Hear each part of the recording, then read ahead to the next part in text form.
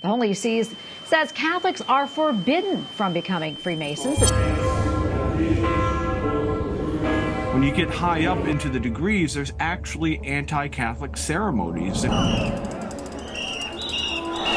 Intellectuals, politicians, clergy wanted to get together and discuss civics and religion and social issues and science in an atmosphere that was entirely outside the control or the monitoring.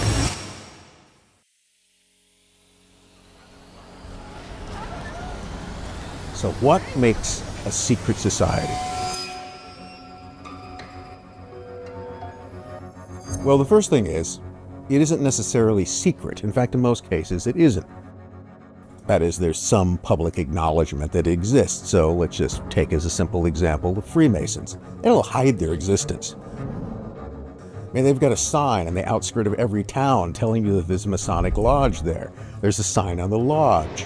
So generally, what makes a secret society secret isn't that no one knows about it, but what goes on inside the organization.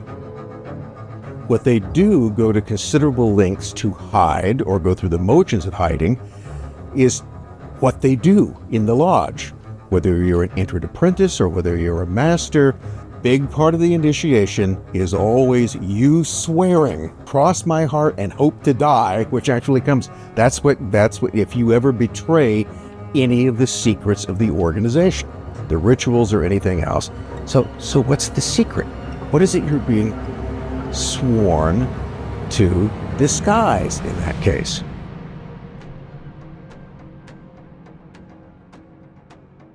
Freemasonry is an interesting organization, and the Freemasons, or its members, are quite peculiar indeed. And I can say that because I was one of them. Is a male-only organization, 6 million worldwide, 4,500 lodges worldwide, all reporting up to their local Grand Lodge. It is a custom, it is a tradition by which men pass through stages to reach a level of understanding and insight, or at least that's what it claims to be. When it was created is something that is constantly debated. The 3 degrees, the entered apprentice, the fellowcraft, and the master mason, the key is in the name, Master Mason, are supposed to mirror what a stonemason would go through when they were becoming more accomplished in their craft. So the conventional view is that Freemasonry came from a world of craftsmen, stonemasons in particular, and that kind of evolved into this male society for the betterhood of men to learn better ways to interact in society. So if you join, there's no joining fee. It doesn't cost you anything. The only stipulation is that you believe in a supreme being. It could be Allah, it could be Jesus Christ, it could be anyone that you want. They call it the grand geometrician of the universe, or the all-seeing eye. And that's the only requirement. Now, Freemasonry today is really just an excuse for 85% of the 6 million Freemasons to go out and spend a night away from their wife having a drink with the boys. But in the past, and even just a few decades ago, Freemasonry was still a place where you could gain benefits in business, preferential treatment, and you didn't even have to have a badge. You had a secret handshake that would tell people that you were part of the club. Today, Freemasons are just a shadow of their former selves, and they are the scapegoats for any sort of nefarious association that the Freemasons may have in society. Everyone instantly is triggered when Freemasonry is mentioned because, I believe, up until the last couple decades, at least the higher echelons of Freemasonry yielded great power. And those of us who were, just master masons and finding our way in the various degrees, we never saw any of that. I will say that what is unappreciated is that there's no charitable organization on the planet who gives more money to charity than the Freemasons. They never ask anybody for money. They just give money out of their own pocket, and they direct it to the local community. So for that, they continue to deserve a lot of credit. But gone are the days where they're the organization that's driving the elite in business, the elite in media, to do whatever it is that the world economic agenda needs to be. Today that's been replaced with the Bilderberg Group, with the Illuminati, with the World Economic Forum, the World Health Organization. Those organizations have kind of taken the limelight away from Freemasons, who used to more covertly dictate those same kind of policies. So, secret societies aren't secret. They can be, but that's not a part of it. Another important element is that secret societies are selective. You have no right to belong to them. They choose you. So you might want to become a Freemason, you might want to become a Rosicrucian or any of these type of groups, but it's up to them to accept you. And there is therefore a system of vetting which goes on. You are chosen. This is one of the things that makes it important, because you are chosen. And that becomes a big part of the appeal of this, because that's what, most of us spend too much of our lives trying to do, is to be accepted. Now, you want people to like you. You want to have friends and associates. You want to become, that's why people join cults, isn't it? People join cults because it apparently provides them with the human companionship that they never got anywhere else. If you've then been chosen, if you have the honor, the privilege of being part of this secret society, you then have to pass a series of tests or initiations. You have to be found worthy. The whole point of taking those oaths isn't that there are some sort of grand secrets to be hidden, but it's a test. This is part of the initiation. What you do is you swear you won't talk. If you do, there's no horrible fate that's going to befall you, but you will then prove yourself to be unworthy. You've broken your word. So what you're buying into is a relationship within an entire organization which spreads out into the rest of society, and you do each other favors. As one person put it, what secret societies are in some way, at the lowest level, they can be more than this, is a favor bank. The other thing you find common in secret societies is that nobody knows everything right off the bat. There's always a hierarchy within this. Why are there initiations at each step in the way? Because there's something to be learned. So you only get part of the story in the first initiation, a little bit more in the second. Only when you're a master, supposedly, do you get all of this. But see, even that's not completely true. Because beyond a Master Mason, there's all the rights. There are all the higher degrees you can earn. It's not even technically a level in Freemasonry itself, because they will always insist that, once you reach the master, that's actually as far as you go. And the rest of it are just sort of adornments. And there are different rights. There's the York rite. There's the Scottish rite. There's even an Illuminati rite. And what all of them are is they're just these kind of different merit badges, each which has an initiation that you go through. The most common one is the Scottish rite, which has 32 degrees.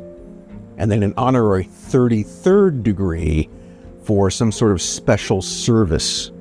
So there's always this kind of higher level you can go into, and in each of these levels, you're supposed to be acquainted with more allegories. You're supposed to be able to... A lot of these things are simply things that you contemplate, that they're all part of a spiritual education in which the mysteries are gradually revealed to you.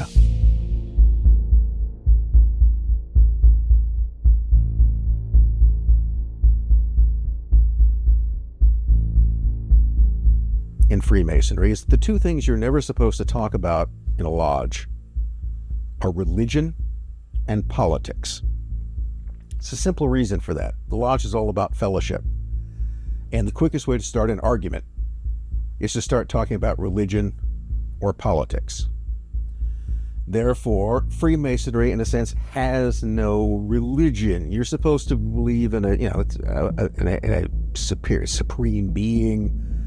There's discussion that the way that Freemasonry conceives of God as the great architect of the universe, which it's what you want it to be. If you are of the Christian persuasion, you can believe that they're talking about the Christian God. On the other hand, if you don't like Christianity, you can pretend that it's some other God.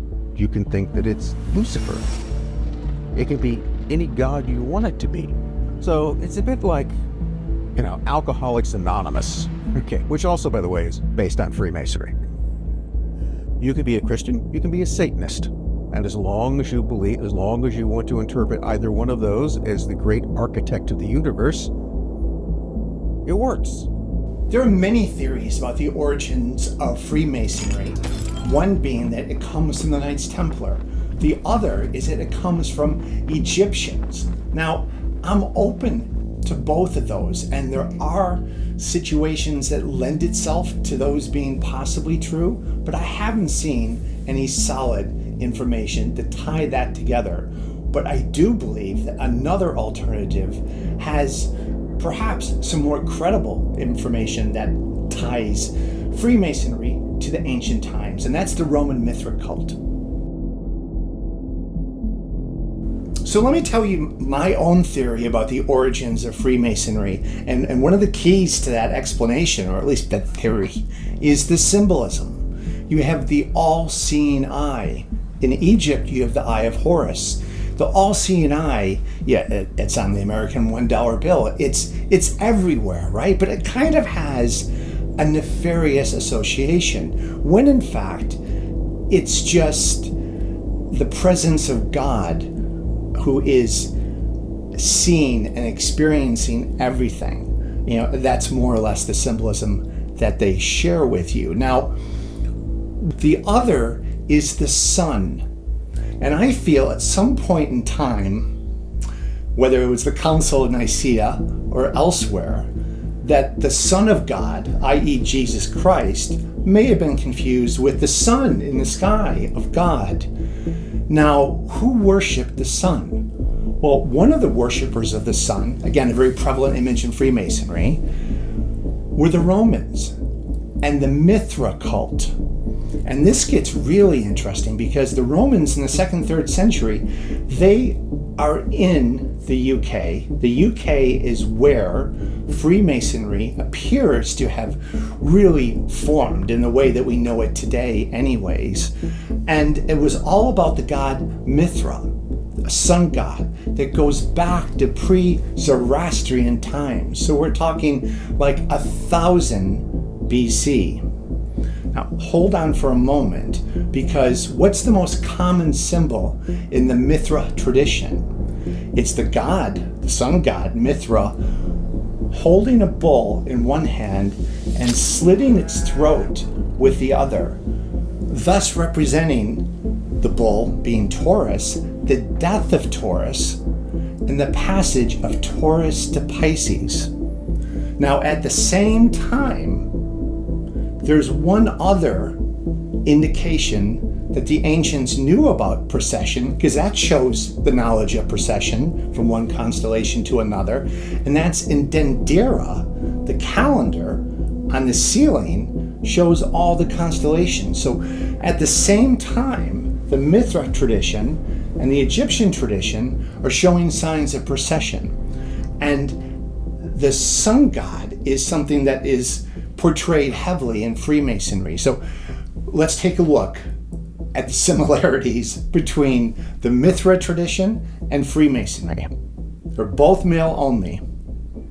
They both have a rectangle-shaped temple that has set positions. In Freemasonry, it's junior warden, junior deacon, senior deacon, grand master. Who guards the door? The inner guard. Same thing in the Mithra tradition, there's chairs where key positions sit. There's also room for spectators to view. There's a secret handshake in both. Festive meal afterwards. And down the hall is the Lodge of Instruction. They both have it. So you have these great similarities between Freemasonry and the Mithra tradition, which was brought from Iran and possibly Egypt into the UK, where later Freemasonry is born. So I think that's an interesting possibility for the origins of Freemasonry. And it confirms to me, or at least suggests, that there was a time when Freemasonry kept and secured incredible knowledge that to this day is still not known amongst the masses. So, what happened on the second day of creation? All religious texts, Hebrew, Egyptian, Inca, they all talk about the second day of creation. God created the firmament to protect the earth and keep it dry from the watery abyss beyond. That is, we live in a snow globe. That's a whole nother conversation about a firmament. Now, that's an interesting subject for sure, and it explains a lot about why we haven't been to the moon, which is 244,000 miles from Earth, but the firmament, or the Van Allen belt, that's about 100,000 miles. So how come we can't get to the moon? That's a whole nother conversation. But this is portrayed on the regalia, where you have the all-seeing eye. You can see it on George Washington's regalia, and you have this sort of bending kind of separator from the all-seeing eye above and what's below. And what's below are the planets and the sun. And the thought is the sun is not zillions of miles away like we're told. The planets are not zillions of miles. They're all in the firmament or within our realm. Now, that may sound crazy to some, but if you research the firmament, it's a fascinating subject, and the Freemasons appear to have understood it, whether it's real or imagined. They portrayed it on their regalia.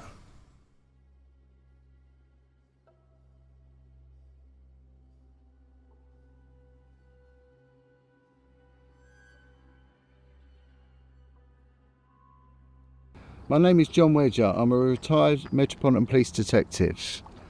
I came to prominence in the UK for my stance as a whistleblower for speaking out about the deliberate cover-up of child abuse and child prostitution mainly within London, but later on it spiraled out to within society. When I was in the police, I had a colleague, and he was Asian, and he couldn't make it to become a detective. They wouldn't let him, and that may be a prejudicial thing. So he was encouraged to join the Freemasons. So he did. He joined the Freemasons. All of a sudden he was allowed in. He took his detective exam, he passed it. He carried on, he progressed quite quickly through Freemasonry, and he was encouraging me to do likewise. They had nothing I wanted, and I never had the money for that sort of stuff anyway. But his career very quickly blossomed. I met him 9 years after that initial conversation, and he said to me, "Are you in the Masons?" I said, "No, I'm not." He said, "John, don't join, it's devil worship." And he told me about one of the rituals when he went to join a section of Masonry called the Knights Templar, and he was made to swear an allegiance to an entity known as Abaddon. And Abaddon is a biblical demon. It's a demonic overlord to the pit of hell, to the fiery pit of hell. And it was at that point he realised that Masonry has its roots in Satanism. And in order to progress, mainly in things like the police and that, sometimes that's a trade that you're offered. But I warn people, it's not a trade to take. You should not be doing it. It's demonic, and it will lead to no good. The children are always needed, because when you get to Satanism, they are the life source. The life and death is in the blood, as it biblically states. The offerings are that of the blood of the innocent, which is what the demons want. And that's why there is a need for the dysfunctionality in society, for the abuse to continue, the sexual deprivation to continue, and ultimately the sacrifice of children, because it does go on. It does. But it's hidden, and it's so well hidden. I should, in terms of full disclosure, perhaps point out that I am not now, nor have I ever been, a Freemason or a member of any other secret society. No oath-bound orders, no fraternities. Never wanted to be. And the reason I never wanted to be is because it always seemed to me that anytime you join an organization with a hierarchy, there's going to be someone telling you what to do. The one thing that I dislike more than anything else is having other people telling me what to do. Therefore, secret societies have no attraction to me because they violate my exaggerated sense of self-importance. So that's what, but at the same time, that's what fascinates me about them, is like, why do you do this? I mean, why do you submit to this authority? Why do you do these apparently, seemingly nonsensical things? Why do you believe something that doesn't really seem to have any other rational reason for you to believe it, and I can't even figure out what exactly it is you purport to believe in? But it becomes this framework that, Freemason denies it has anything. We're never political. We don't involve ourselves in politics. Well, you're not supposed to. But then explain to me why. If you look in revolutionary movements, political movements, you often find those based around either a membership which is largely composed of Freemasons, or in fact stemming out of particular Masonic lodges themselves. How did that happen? I mean, how was it that Freemasonry often seems to have an intimate connection to revolution, and particularly to revolutionary conspiratorial movements? So I have heard American Freemasons in a public setting, in fact, at the initiation of naval cadets to become naval officers. There was a fellow from our local Scottish Rite, okay, so Freemason, also a member of the Scottish Rite, and he was proudly talking about the fact that the United States, the American Republic, is a Masonic republic, that it was founded by Freemasons on Masonic ideas. So at that same event, I was sitting next to a person who I also knew was a Freemason.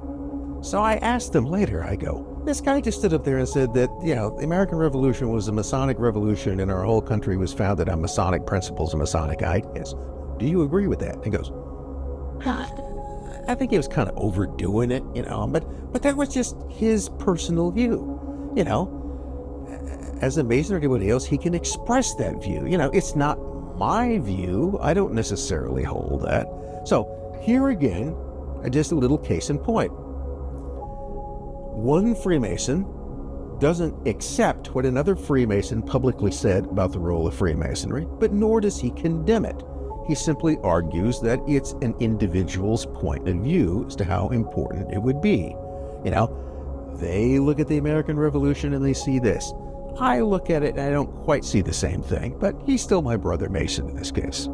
Okay, if you go back, this is, if you count up, all right, so we've got signers of the Constitution, we've got the signers of the Declaration of Independence, so if we count them up, how many of them are actually Freemasons? Turns out, a number of them, but not most. I mean, you can't go in and you can't look at the Continental Congress and go that everybody sitting there was a Freemason. Some were, a minority were. So signers of the Constitution, roughly about a third were Masons. But all of that is, you always have to say roughly, because you really don't necessarily know who is and who isn't. You only remember, this is a secret society. It's a private organization, and those records are not public documents. So the only way that you know someone is the member of a secret society, generally, Freemasonry again just being our operative example, is if the person publicly announces that.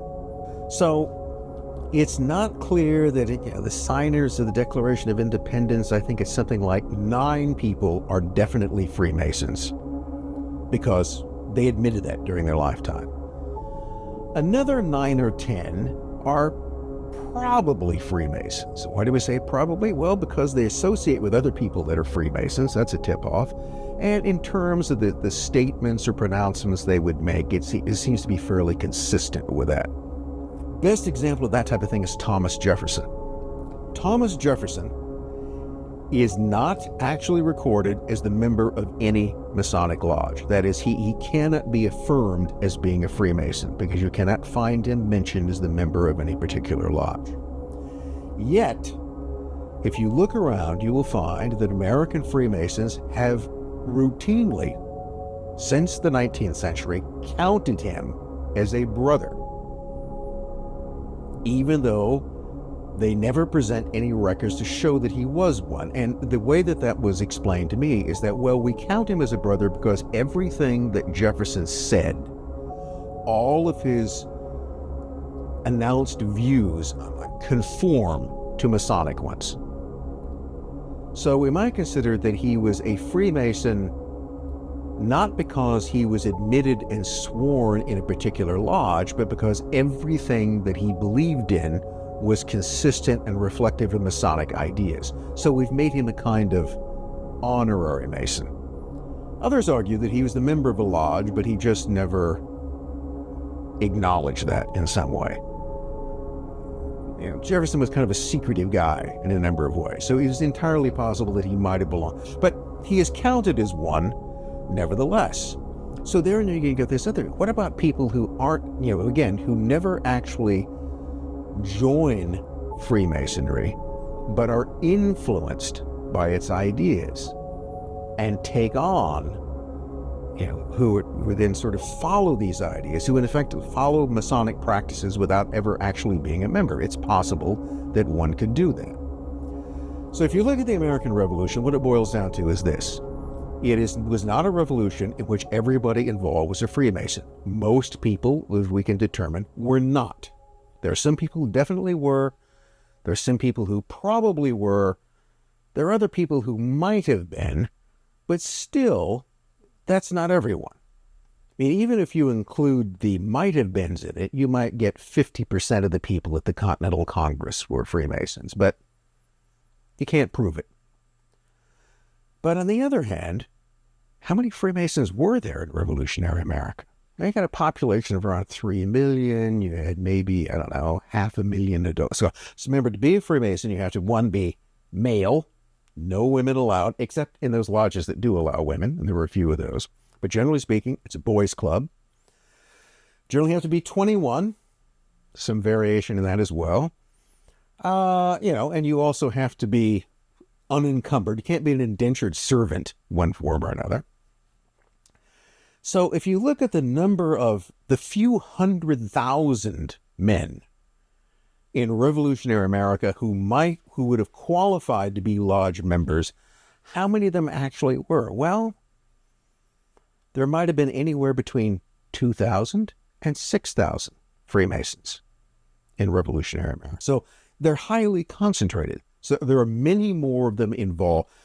So I think what you can come down to is that the American Revolutionary Movement it's not a Masonic movement, but it's one which is heavily, disproportionately influenced by Masonic members.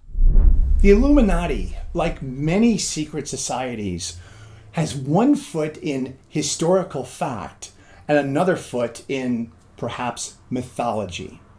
Now, we all know the story of how the Illuminati was found in Bavaria in 1776 on May Day, which is really interesting, Labor Day.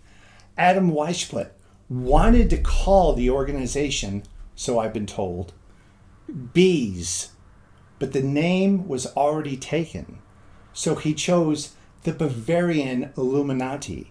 1776. There are those who have told me that what we see today in the sky, in terms of constellations, which only occur over long periods of time, are the same as what we saw in 1776. This was the time of American independence. There was a lot of revolution. Now, did the Bavarian Illuminati choose bees as their symbol? No, they chose an owl. Now, that is really interesting to me as we talk about some of the mythology associated with the Illuminati. Today, the Illuminati is tossed about as an explanation for any nefarious sort of behavior of an individual, a corporation, or anybody that's behaving, a bit in a globalist fashion, if you will. But the Illuminati and the owl are central to Bohemian Grove, and Bohemian Grove has the care of cremation ritual that's conducted beneath a 40-foot statue of an owl, the same symbol that the Bavarian Illuminati introduced hundreds of years earlier, and a symbol, the owl, that they have throughout their degrees. So we see the Illuminati founded in 1776, and they stole many of the key members of Freemasonry. They were kind of competing for having the global thought leaders on their side, not the Freemasonry side, not the Rosicrucian side, and they largely succeeded. So today, when we look at Bohemian Grove, who's in attendance? Presidents, prime ministers, current and future and past. Henry Kissinger, you have the Clintons, you have Tony Blair, Richard Nixon, all these people taking part in a ritual that's so pagan under this 40-foot owl. And we know it's real. Alex Jones broke in, snuck in, videotaped it. What are these world leaders doing, behaving in such a nefarious way? Is it the modern day version of the Illuminati? Or is it something else?